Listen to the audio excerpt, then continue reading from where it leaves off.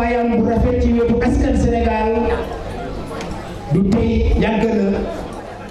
mais surtout ku nga xam ne foo dem da nga ko fekk fu mu nekkoon parce que lu mu gëm dafa dëgër te dafa wéeru ci dëgg yaakaar naa ne discours am léegi wane na moom askan bi ak intérêt askan bi njëriñ askan fu mu nekk rek foofu la nekk te lu muy wax daf ko xam te lu mu war a wax su dee daf ko war a wax daf ko ñemee et ça c'est très important maa ngi aussi jiital suñu mag yi suñu conseillers yi suñu sages yi ñoo xam ne ñooy rataxal diggante yi ñoo fi nekkoon démb fekk dara nekkul ñu dox tànk bu leer ngir taxawal Sénégal taxawal askal Sénégal tey yàlla bàyyeen ak ñun ñu ñëw toppaleen tey ñu ngi baaxal yépp yàquñu dara mooy les doyens de Benno Bokk Yaakaar. C'est vrai notre doyen Brin quand il prend la parole et qu'on le regarde buñ ko gisee déglu ko xam nañ ne c'est un pionnier qui parle mais yaakaar naa ne Sénégal dafa bari yu mel noonu yàlla moo ko sos fi te ñu ngi koy njëriñoo bu baax a baax maa ngi aussi féliciter di remercier di ziar suñu jigéen yi lépp yéen ci suñu taxawaay dëgër rek rafet yéen a ko dëgëral yéen a ko rafetal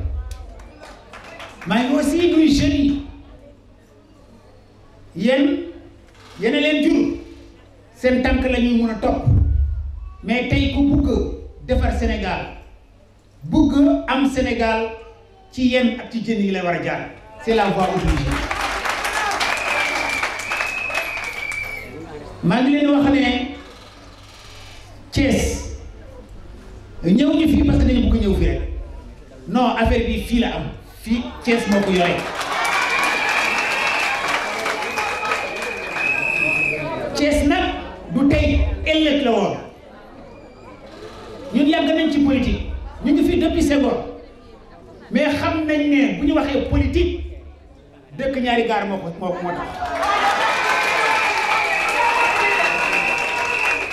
yéen nag lu fi gën a fës ci Thiès waa Thiès dañu ko rek te histoire Sénégal xam na ku ñu àndaloon su dee yow yaa bàyyi daw ñoom duñu daw yaakaar naa ne loolu nag monsieur le maire wax na ko léegi am na ñu nga xam ne dañuy abuser seen confiance mais bu leen gisee tey gis seen taxawaay seen wax ñu xam ne loolu jeex na tàkk naxaati bi gudd na yàgg na te leeraay bi ñu am xam-xam am jaar-jaar woon nañu yoon bi incha allah rabbi lu des ci yoon bi rek la ñu jaar. donc monsieur le maire merci pour tes éclairages ñun waa RAMP ñu ngi remercier waa Thiès ñu xam ne dañu bokk ci RAMP ñuy remercier responsable RAMP ñu nekk Thiès yépp bu ma limee peut-être ma juum mais xam naa ne ñoom ñëpp xam nañ ma xam naa ku nekk lan mooy taxawaayam maa ngi leen di remercier di leen jërëjëfal di leen encourager mais surtout di leen woo ci ànd na nekk benn nañu boole seen xol boole seen xalaat boole seen taxawaay taxaw ci wetu waa Thiès taxaw ci wetu responsable yu nekk Thiès sans exception que ça soit les responsables politiques que ça soit les responsables syndicaux que ça soit ñu nekk responsable ñu nekk seen mouvement la ñu am bëgg ànd ak président dooleel président dañuy war a ñoom ñëpp ànd ak ñoom déglu leen jàppal leen pour ñu nekk benn pour taxawaay bi dëgër taxawaay bi yaatu taxawaay bi am njëriñ xam naa ne waa RAMP mun nañ ko parce que am nañu xarañ bi am nañu dal bi am nañu pexe bi am nañu aussi intelligence ñun nag xam ngeen ne tout à l'heure le maire de la ville de Thiès a dit ce 24 février bii bés da ngay compter bés ba 24 février prochain bés boobu heure bii day fekk fal nañu président Macky Sall au premier tour. donc loolu moo tax ñun ñu tànn bés bii 24 février bu ñu tànn bii lu gratuitement de dañu bëgg ngeen compter ngeen xam ne dans un an fii ci at bés bi bu dellusiwaatee bés boobu mooy voté bi heure bi day fekk fan lañu président Macky Sall incha allah donc tey bés point de départ la nañu compter ku nekk responsable Benno Bokk Yaakaar wax na ko ñaari mission la ñu am mission dugg ak mission génn mission dugg bi mooy mu nañu taxaw bind sénégalais yëpp ñu xam ne am nañu âge bindu war nañu am carte d'identité loolu moo war na nekk suñu liggéey à partir du 1er mars weeru mars bi ñëw premier bi lay commencé ba 3 mois ba 2 mois 30 avril nañu bind ñëpp ñu xam ne war nañu leen bind bu ñu paree bind na nag taxaw ci récupérer carte yi am na solo wax naa leen 33000 cartes ñu ngi nelaw ci commissaire ci administration bi kenn jëlu carte mais bu ñu distribuer carte bi ku am carte am bés bi bu jotee le 24 février 2009 nañu génnee nit ñi massivement ñëw voter ñu am non seulement taux de participation bu baax mais aussi ñu si bari comme ñu ñoo taxaw ñu ñoo woo nit ñi ñu ñoo organiser nit ñi ñu si bari woote le président Macky Sall ñu may ko ndam le 24 février 2019 incha allah loolu yaakaar naa ne leer na te ñu si war a taxaw wan leen seen bopp Benno Bokk Yaakaar mu ngi fii monsieur le maire mu ngi fii mouvement yi mu ngi fii ramp mu ngi fii et incha allah rabbi ñun ñëpp dañuy lonkoo nekk benn ànd ak acteurs politiques yi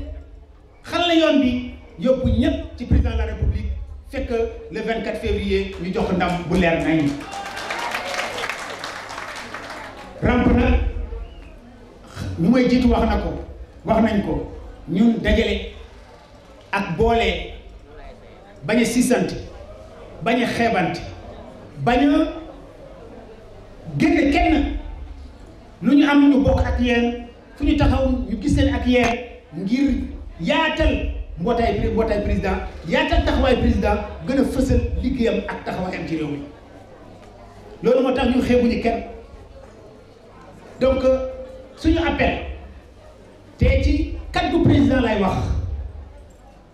di ko waxal responsable politique yi nekk ci Thiès ñoom ñëpp Fatima kenn bu mu limee damay juum di ko waxal waa Benno Bokk Yaakaar di ko waxal tous les mouvement bu ndaw amul de tous les mouvements yenn mbootaay association de femmes association des jeunes mouvement organisé ñu xam ne gëm nañ ne acteur politique bu xam ne gëm nañ ne ñoom gis nañu liggéey président nangu nañu liggéey président bëgg nañ jàppale président ñoom ñëpp président lu mu wax mu ne ngeen ànd nekk benn parce que élection bi man maay candidat du candidat mairie du candidat député candidat président de la république maay seen candidat ànd leen nekk benn lu war a daanu ñu dalal ko le 24 février ma toogaat ci place bi ma continuer liggéey Sénégal loolu nag responsable politique ñu xam ne bokk nañ ci APR déglu nañu président Macky Sall nañ ko jëfee nañu yaatal nañ ci boole mouvement yi am nañu solo de mouvement yi am nañu taxawaay de mouvement yi am nañu dëgëru lay de président Macky Sall mu ne moom ku nangu mouvement yi moom nangul mouvement yi ku nangul mouvement yi moom nangul mouvement yi donc ñun acteurs politiques yi nañu boole mouvement yi nañ leen woo nañ leen jox cër nañ leen associé nañ leen joxe confiance parce que xeex bi dafa war a yaatu dafa war a xóot dafa war a dëgër pour que ndam bi leeraay bu nga xam ne kenn mënu ko wétti donc ñun loolu mooy suñu message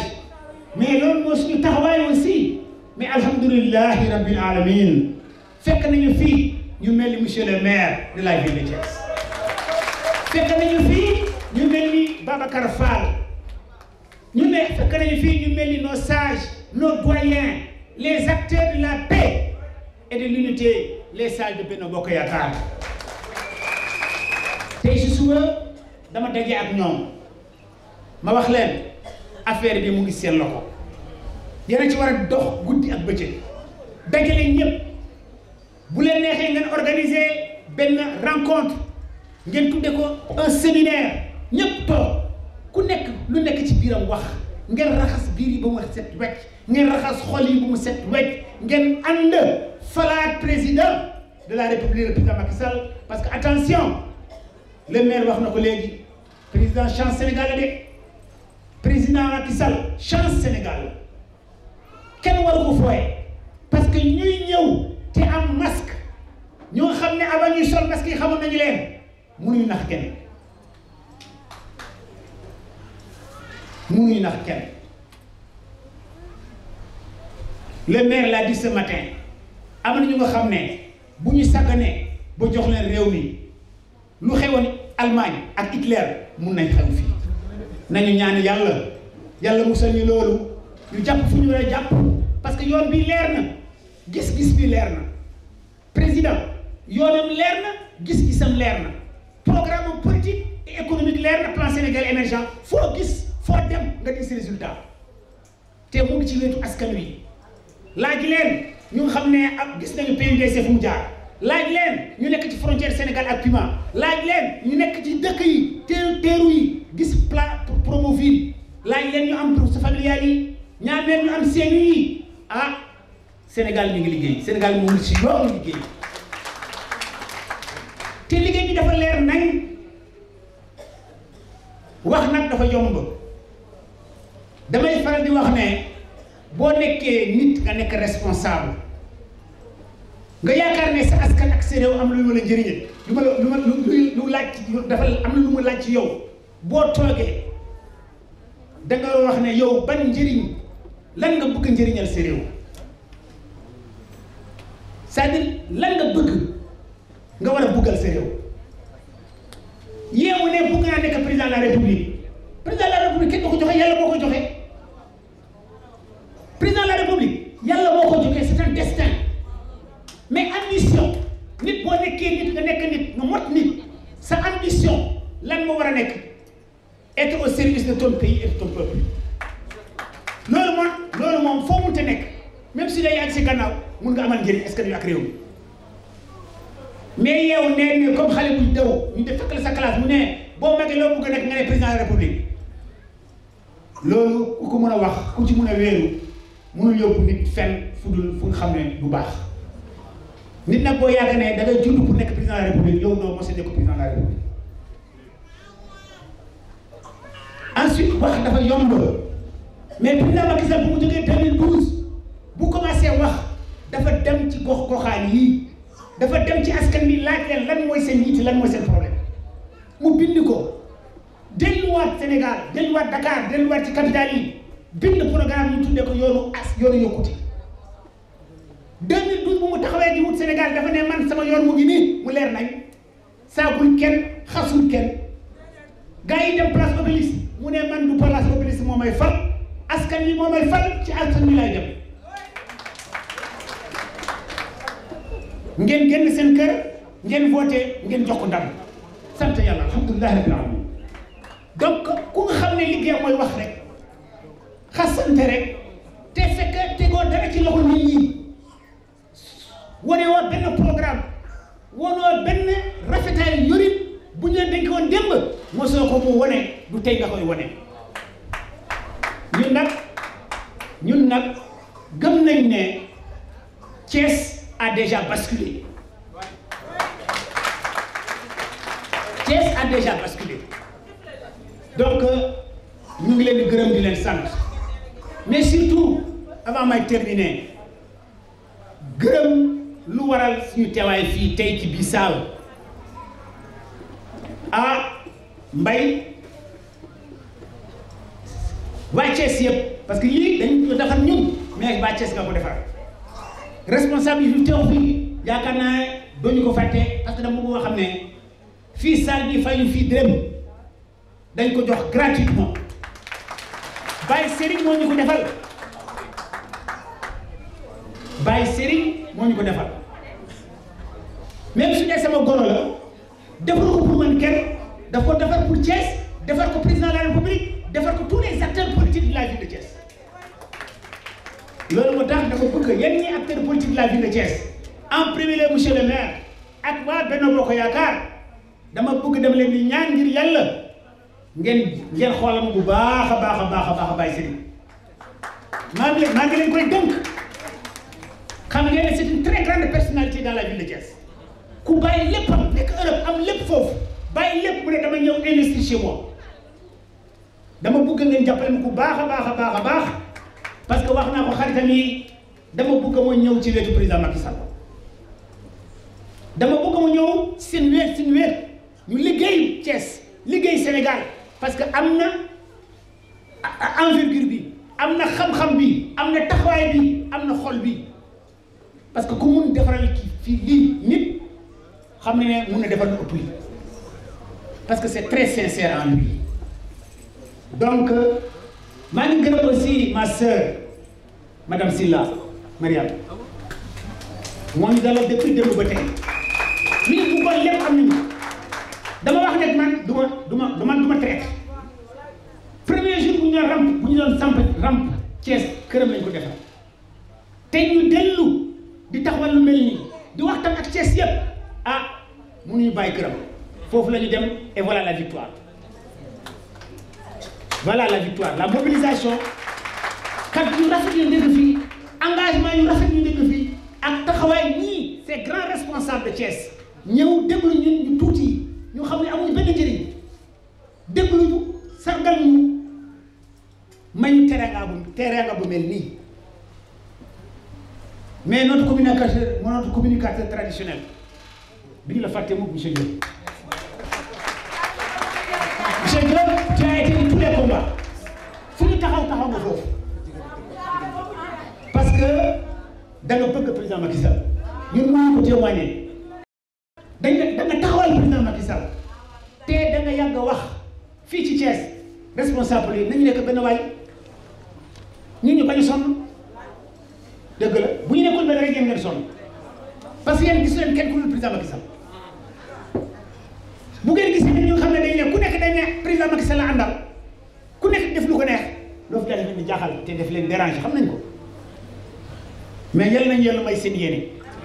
bu ñu yàlla may seen yéene rek lépp jaar si yoon donc fu may terminer monsieur le maire messieurs les doyens man de am naa yaakaar te xam ngeen ne APR yaakaar lañu tudd te yaakaar bi mu ngi fii te incha allah rabbi jusqu'à 2024 ba 2035 yaakaar bi tas parce que si dëgg lañu toog ci dëgg lañu jiital te gis-gis bu leer lañu jiital donc monsieur le maire les doyens de Benno Bokk Yaakaar delloo nañu yëpp ci seen loxo allez voir vos petits frères vos frères qui sont des acteurs politiques surtout de l'APR parce que yéen rek yéen a mën a defar seen diggante yéen ñëpp ngeen ànd ak tous les mouvements de soutien sans exception ngeen defar benn plateforme autour de la rampe. Nous sommes prêts autour d'un collège fort pour construire cette dynamique irréversible qui fera tache d'huile parce que qui renversera définitivement ce son tant entendu mais qui est en train de disparaître et de mourir pour que vive le temps de la liberté, le temps de l'unité, le temps de la fraternité, mais surtout le temps du développement pour l'émergence. Nous avons aussi notre frère Nilan Diallo de la presse. Les femmes qui de con, ça ne suffit la délégation qui est venue de Dakar, am na benn jigéen mu tudd Nilan Diallo moom moo yore woon yëpp moo ñu dalal moo ñu jox lekk moo ñu jox añ moo ñu jox ndékki te tout ça gratuitement ndax lan ndax bëgg président Macky Sall ndax bëgg réewam ndax bëgg Thiès ñu ngi koy gërëm ñu ngi koy sant lii nag Thiès la Thiès est une terre d'hospitalité Thiès réew teraanga la xam nañ ko mais réew jàmbaar la aussi c'est la terre du refus à Thiès bañ fu mu mënoon jógee fii lay tàmbali te bañ bu dëgër du bañ opportuniste. donc vraiment ñu ngi gërëm yëpp di sant ñëpp di gërëm aussi la presse suñu journalistes yi ñu xam ne ñoo leeral lépp ñooy jokkee ñooy tax lépp ñëpp jokkoo ànd nekk benn. ñu leen remercier di leen féliciter seen taxawaay di leen xamal ne ñoom rek ñoo am dëgg Sénégal benn bopp la loolu moo tax souvent damay taxaw di wax ne la presse et la justice dañoo war a delloo jukkal wala mukk toog di saaga presse bi rek saaga justice. xam ngeen la justice c'est le régulateur de la république bés boo déggee justice ak gouvernement ak république di ñu jooyee rek c'est que musiba am na parce que ñoom c'est la loi qu'ils disent yoon bi lañuy wax te yoon bi moo tax réew mi am su dee ku nekk day def lu ko neex ku def day dem fu ko neex di jëf lu ko neex di wax lu ko neex réew du am donc loi bi moo tax ñu ànd parce que foofu ku am dëgg foofu lañu koy attee ku nekk ci dëgg aussi foofu lañu koy attee donc gàcce ngaalaama suñu justice gàcce ngaalaama suñu presse yàlla ñu yàlla jàppale Sénégal yàlla ñu yàlla may ndam au 24 février 2019 ñu tegaat président de la République ñu duggaat ci ce que j'appelle le mandat du pétrole et du gaz lu ñu mënoon tey benn ñu mun ko fukk Sénégal avancé naat ñëw ku nekk gis boppam asalaamualeykum wa rahmatullahi wa barakatuh. sama mbokku Thiès yi xam naa tey li ma waroon wax yépp sax monsieur le maire wax na ko ndaxte tey bu ñuy wax politique mën naa wax ni moom ci maître yi ci la bokk fii Thiès ñun nag Thiès lañ dëkk naam mais dafa am suñu xarit tey bu ñu fi indi muy Amady Dieng. Amady nag nit la koo xam ni dañoo am relation bu yaatu Ndakaaru ñu dox ko ba ñëw Thiès mu woo ma tey ci li muy organisé ak ramp mais encore une fois li nga xam ne moo ëpp solo mooy l'union ànd moo tax ànd bi nga xam ni Amady mi ngi ko bëggal ko président de la République ci Sénégal yëpp moo tax tey bi ñu wooyee ñu ñëw fi ànd ak moom ci li nga xam ne moom la organisé naam dafa am fu ñu waroon dem ba ñooñu ñu ngi ñu doon xaar mais mën mu woon bouger c'est tooguma ak moom fii ba keroog donc mu wax li ñu war a wax c'est loolu maa ngi ko ci jégalu bu baax a baax encore une fois Amady toutes mes félicitations parce que li nga def ñun waa Thiès ñëpp dañ la ci sant di la gërëm ndaxte woote nit ñi wuy si la loolu lu jafe la surtout nga nekk ko sax ci dëkk bi nga nekk beneen dëkk nga ñëw ci am dëkk woote nit ñi wuy si la loolu lu jafe la donc ñu ngi la ciy féliciter di la encourager et di la xamal ni lépp loo jàpp incha allah nañ ci jàpp monsieur le maire encore une fois aussi toutes mes félicitations parce que li nga wax kenn mënu ci yokk dara vraiment maa ngi leen di sant di leen gërëm merci beaucoup. Bokk Yaakaar bi Augustin Tine jiite en tant que coordonnateur départemental Benno Bokk Yaakaar délégation bi ma àndal maak Madaba Wade Cheikh Tidiane Kane Babacar Ndiaye ak doyen Mor Niang di rafetlu mobilisation bi parce que ñëw naa fi depuis ay 16 heures fekk naa fi Saliou Ndiaye ak femmes yu bari wax dëgg yàlla seen mobilisation ñu ngi leen si remercier di remercier aussi suñu raktaale si la si message bi mu délivré di wax suñu petit frère suñu xarit Amady Dieng que lii nga def ñun nga ko defal parce que depuis presque 1 an 2 ans ñu ngi liggéey bëgg rencontrer mouvement de soutien yi parti politique yi def benn plateforme à Thiès pour unifier suñu doole nga ñëw tey dëkkoo Thiès woote rencontre pour des acteurs et mouvement pour l'émergence kooku ñun nga ko defal kon nag maa ngi ñaan mouvement de soutien ak acteurs politiques yëpp bu ñu rencontré beneen yoon balaa ñuy changer tour sax nañu conserver tour ramp au nom de Amady Dieng et de son travail jarul ñu koy tuddal plateforme nañ rencontré wu rek ñun ak Babacar Fall ñoom Pascal tuddee li ñu nar a def pour jëmmal bés bi ñun ñëpp ak état la c'est bien sûr sama petit frère il va faire peut-être une déclaration importante demain dans son combat historique ñun ñëpp nañ dajawaat bu fi Amady Dieng jógee ñu woote ramp dëgëral ko yaatal ko parce que nous sommes fii une trentaine de partis politiques loolu bu ñu ko defee yaakaar naa ni résultat politique yi dina gën a mën a am doole fii ci Thiès. maa ngi waxtaan ci turu ñi nga invité nekkuñu fi muy Omar Diop au nord Seynabou Ndiéguène Ndeye Tické Ndiaye une femme de l'Ouest docteur Ndiaye honorable député vice-président national de l'Assemblée Abdou Mbow docteur Ndiaye ñoom ñëpp dañ fi teew mais ñu fi teew rek teew lañ ñu ñëpp kon Amady ñooñu boo leen gisul yeneen occupation ma leen téye mais ñun ñoo wax ni ñoom ñu yónni ñu tey ñu wax ni ñu ngi lay remercier lii nga defal nga ko Thiès defal nga ko Augustin mais aussi defal nga ko président de la République yàlla na si yàlla may ndam ñu partage ko le 24. beneen information bi nag mooy dama leen yëgal ni liste électorale yi ubbi ko na bind mi ñu ngi binduwaat pour élection yi président joxe décret 24 février 2019 liste bi ubbi na ñu ngi ubbi liste bi 1er mars ba 30 avril képp koo xam ni da ngaa binduloon ci élection yi passé képp koo xam ni sa carte d'identité dafa waroo woon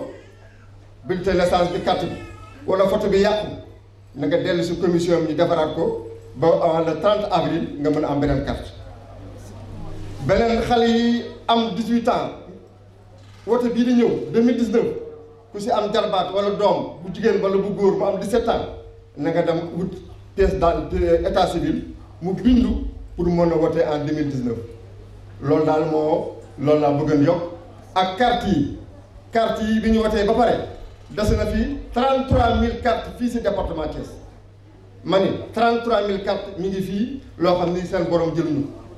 ñi ngi préfecture est ñi ngi préfecture ouest kon nag bu ngeen di bindu ji boole leen ci tam yéen acteurs politiques yi ngeen dem seeti seen carte ndax carte mooy mën a wote mën ñu mën jox ndam pour président public incha allah jërëjëf.